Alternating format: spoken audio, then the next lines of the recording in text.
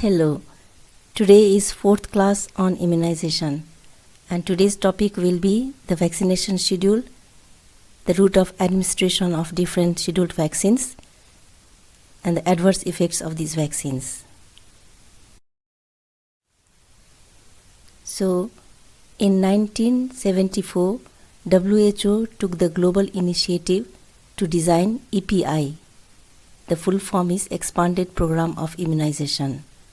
And under this, it recommended routine vaccinations for 6 vaccine-preventable diseases, that is BCG for tuberculosis, DPT, diphtheria, pertussis and tetanus, OPV, polio and measles, and then TT for the pregnant woman. In January 1978, Government of India adopted this expanded program of immunization. And the target population for this was less than 1 year old children and the pregnant woman as a part of maternal and child health programs. Then there is another term known as Universal Program on Immunization. This is national program which was launched in 1985 by India first, and under this the target population is children less than 5 years, but the priority is given to children less than 1 year old. And less than 5 year, usually they do the catch-up doses and then boostering doses. Catch-up doses are the children who have missed. Suppose less than 1 year, they should be vaccinated with all the programmed vaccines, but if they miss the dose, then in the catch-up doses, they cover up those. And then boostering doses was added under this program, and pregnant woman with TT. And under this, the recommended vaccines are BCG, DPT, OPV, measles, like same as EPI, and then added is catch-up doses and the boostering doses. And for the pregnant ladies, it is same, tetanus toxoid. Let's have a look at the differences between EPI versus UPI. So EPI, Expanded Program of Immunization, was launched by WHO, whereas Universal Program of Immunization is launched by the national governments. The year starting of EPI is 1974, whereas UPI was started in 1985, first by India, and then it varies according to different countries. The level EPI works in the global international level, and UPI is the national program only for one country. Target population less than 1 year old children with the pregnant woman, and then in UPI target population priority is less than 1 year old, but it covers less than 5 year old children where they do the catch-up doses and boostering doses, and pregnant woman it is same. Disease covered, EPI covers 6 vaccine preventable diseases, even UPI covers the same but later expanded to boostering doses. They have added the booster doses. And cost, it is free of cost. EPI and UPI both are free of cost, but EPI is supported internationally whereas UPI is government funded. Okay, let's see in Nepal. National immunization program is followed in Nepal, which is based on WHO EPI. But some characteristics it has adopted from UPI also. That is mainly on the age. So the priority age primary focus is on children less than 1 year old, but less than 5 year old children, they do catch-up doses and boostering doses. But the term UPI is not used in Nepal. For the pregnant ladies 15 to 45 years age group, instead of TT in Nepal, DT is given. Shortly, let's see the history of National Immunization Program of Nepal.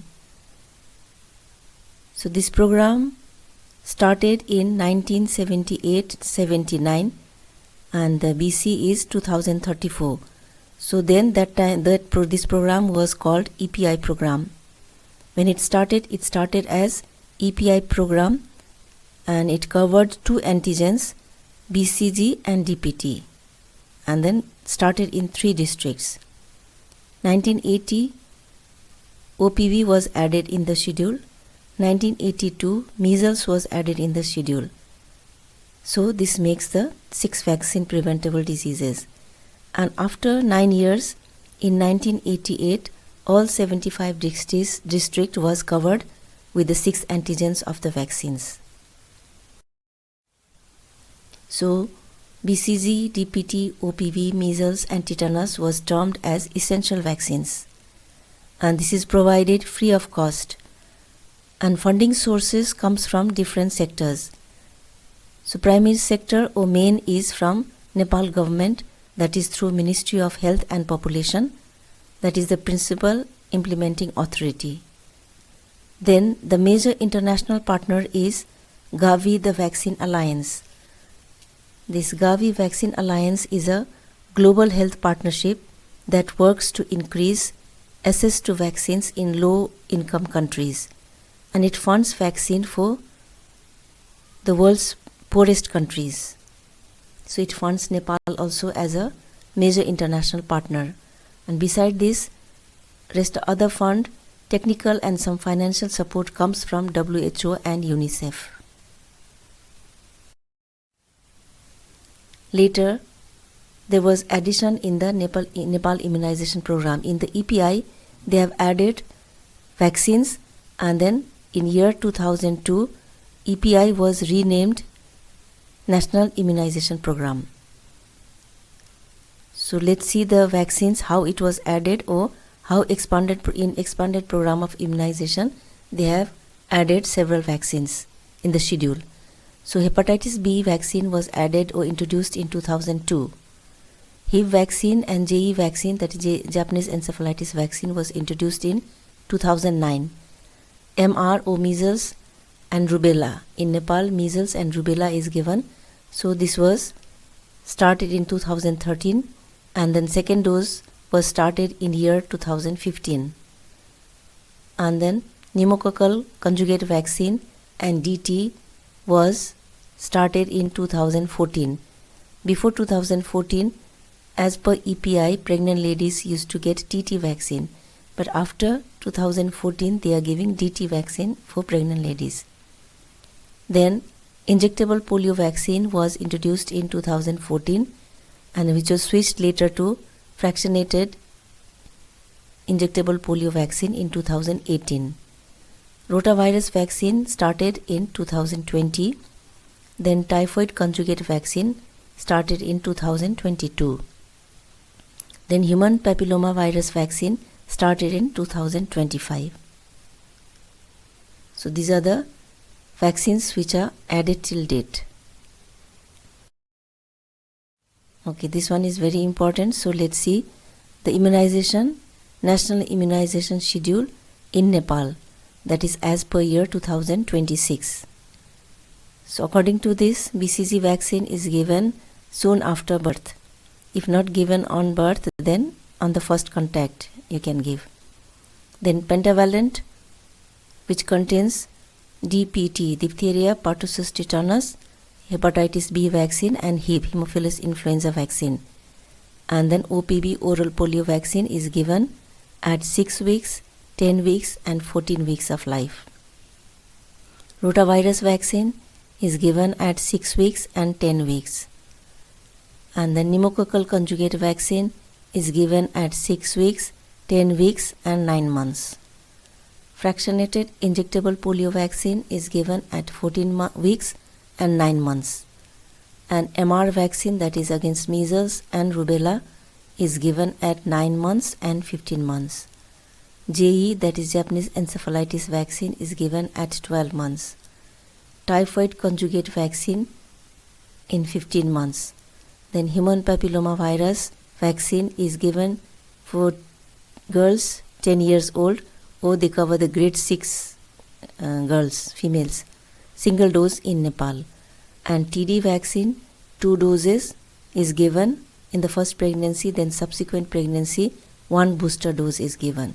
So this is the total immunization schedule of Nepal. All these vaccines I will discuss in detail in separate different classes. In detail, it is required, so I will be discussing in separate classes. Let's see the dose, route and site of administration of these vaccines. BCG dose is 0.05 ml, route intradermal, given at upper right arm at deltoid insertion. Pentavalent vaccine 0.5 ml, given intramuscular at left anterior lateral mid-thigh. And oral polio vaccine given 2 drops orally. Rotavirus vaccine 1.5 ml given orally. Nepal Rotatrix vaccine is used. Pneumococcal conjugate vaccine 0.5 ml is the dose, given intramuscular at right anterior lateral mid-thigh. Then fractional IPV given 0.1 ml intradermally at upper arm any side. Then measles rubella vaccine 0.5 ml given subcutaneous at left anterior lateral thigh. Japanese encephalitis vaccine 0.5 ml given subcutaneous at right anterior lateral thigh. And typhoid conjugate vaccine 0.5 ml given intramuscular at left anterior lateral mid-thigh. Another 2 vaccine, that is human papillomavirus vaccine 0.5 ml intramuscular left upper arm at deltoid muscle, and TD 0.5 ml intramuscular left upper arm. Okay, now let's see what is supplementary immunization vaccines. There are supplementary immunization activities also going on in the country. So the meaning of this is mass vaccination campaigns in addition to routine immunization services. So beside this routine immunization, the one I have mentioned above, these mass vaccination campaigns also are running side by side. So the goal of this program is to rapidly boost population immunity, where routine coverage is low or effort to reach children who miss doses during the routine immunization programs.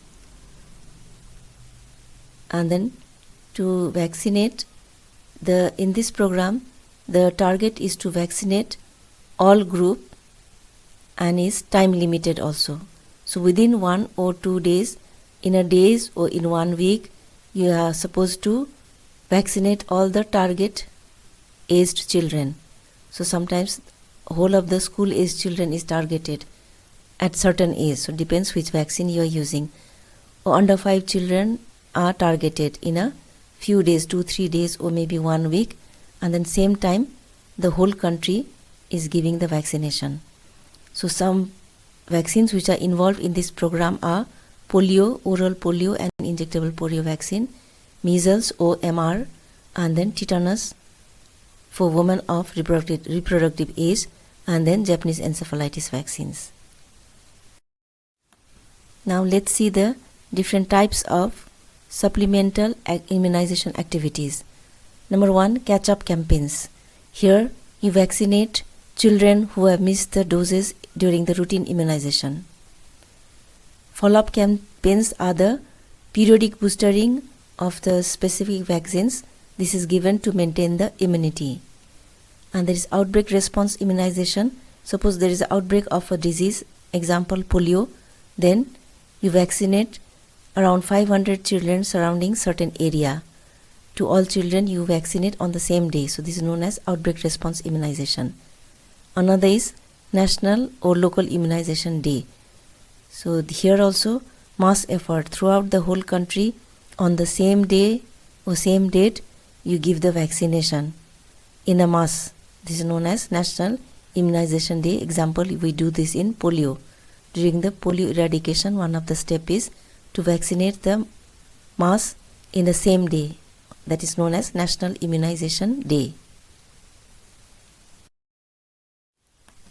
Now let's see the immunization procedure.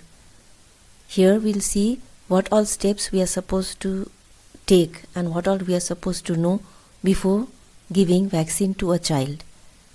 So before giving a vaccine, you should follow the professional standards and guidelines.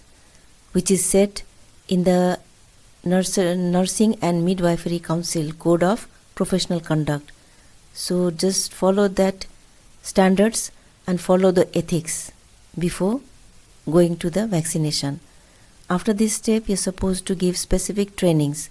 So all the healthcare professionals who are advising on immunization or administering the vaccines, they must receive training in immunization, including recognition and treatment of anaphylaxis.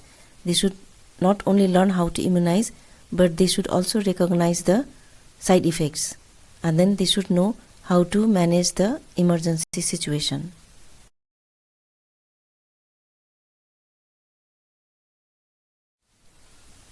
Then they should update their professional knowledge and skills through the appropriate training and midwifery council. So repeated training is required. They're supposed to update their knowledge in the immunization. Then you're supposed to take the consent from the parents. You should inform the parents about the process of vaccination. You should tell them about the benefits of taking vaccination. Also tell them the risk of immunization, and then communicate with them and then take their final decision. So this consent is very important. Now, scheme of immunization. There is primary vaccination, there is booster vaccination. Primary vaccination can be one-dose vaccines. One-dose vaccines, examples are BCG, variola, that is smallpox, yellow fever. And multiple dose vaccines are there. Those are polio, pentavalent hepatitis, and then others also, MR, rotavirus, all these are with the multiple doses. Then there are booster vaccination.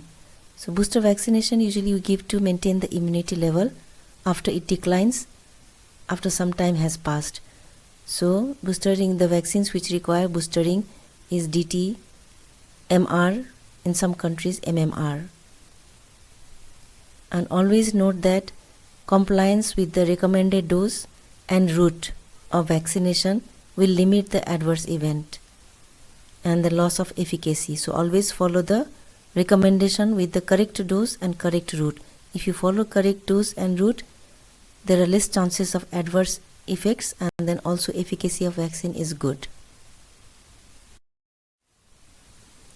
Now few lines on herd immunity or community immunity. This herd immunity is the immunity which protects non-immune population in the community when enough people in a population are immune, mainly through the vaccination to certain infectious disease. So this usually we see in the polio immunization.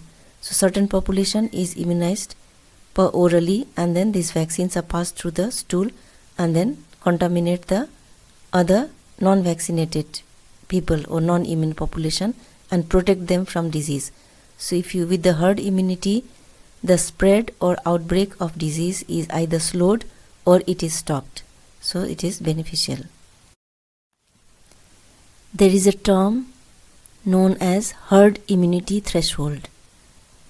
So this means minimum proportion of individuals that must be immune. That means they should exceed critical level of certain percentage to stop sustained transmission of infectious disease. And this depends on how contagious the disease is.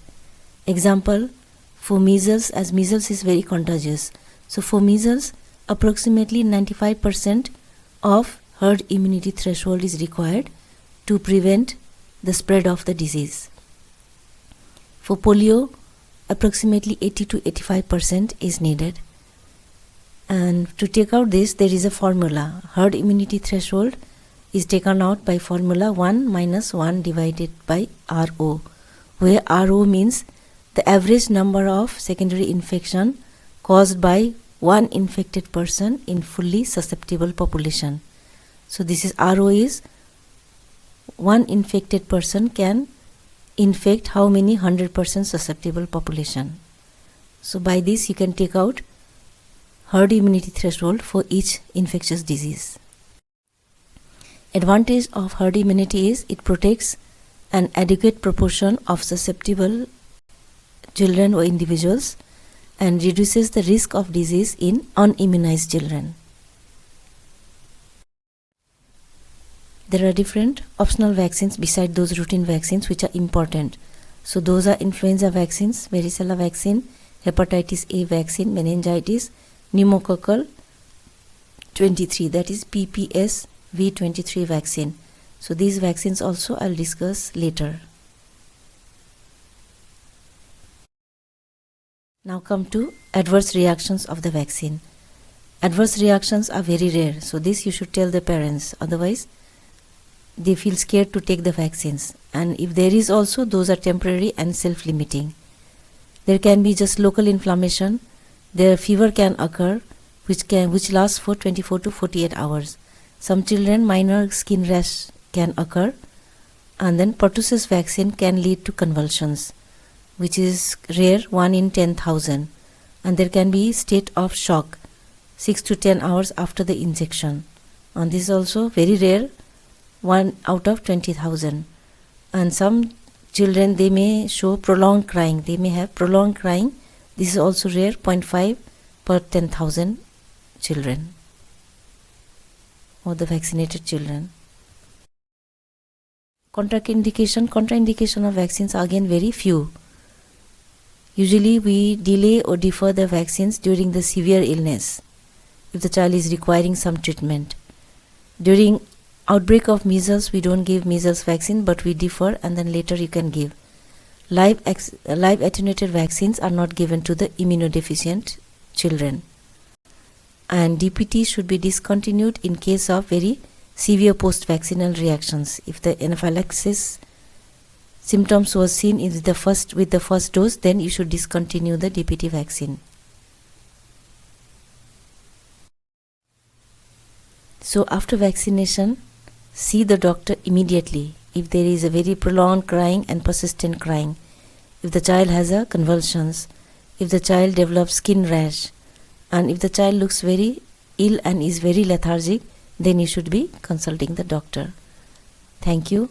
Hope this class was useful for you all. Next class, I'll start with the individual vaccines. Thank you.